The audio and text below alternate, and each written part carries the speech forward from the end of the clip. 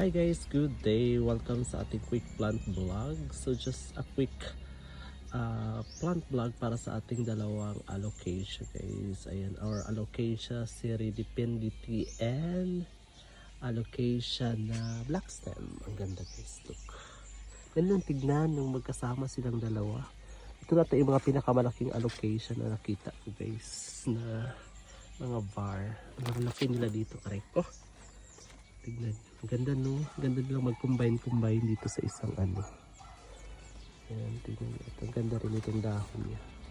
Sobrang laki. Ayan.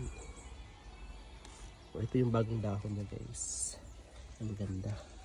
Yung saan naman duck stem natin. Ayan. So, ayan yung ating allocation guys.